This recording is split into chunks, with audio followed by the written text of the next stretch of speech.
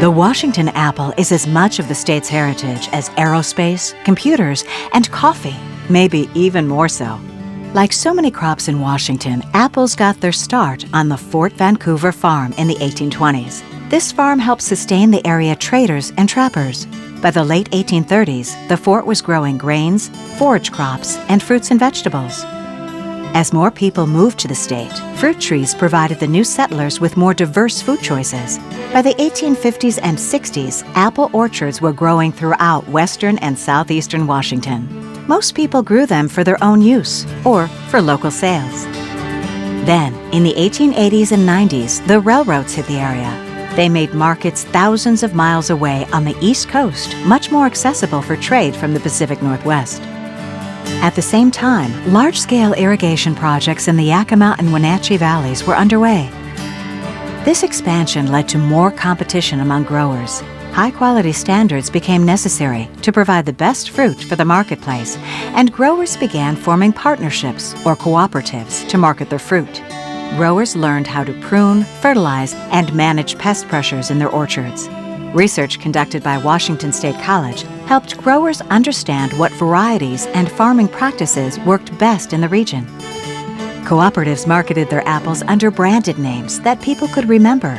Brands like Apple Kids, Good Pickins, Dainty Maid, and Chief Joseph set each co-op apart. Growers planted apple varieties that not only tasted better, but also stored better. Growers stored their apples in warehouses or cold storage facilities to meet consumer demand for 3 to 6 months after harvest. As technology improved, growers added fans and ventilation to circulate air inside the cold storages.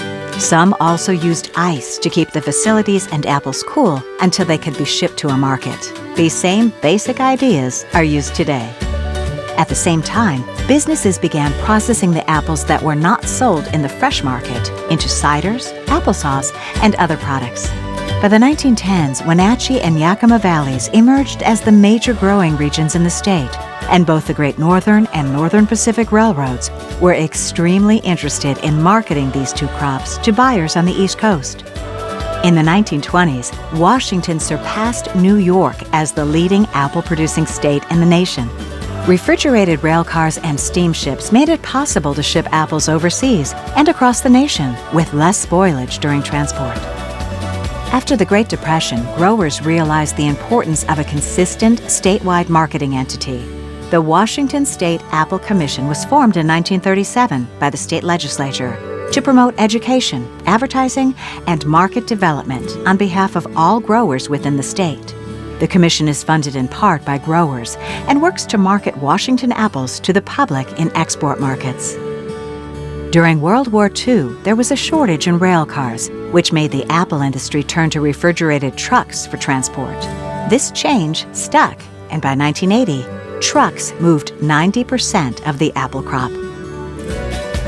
Today, Washington's pristine land and water still produce the highest quality apples in the world. Growers are using new technologies to ensure the highest standards in food and worker safety in orchards throughout the state. Washington apples can be found on market shelves around the world thanks to the legacy of their pioneers.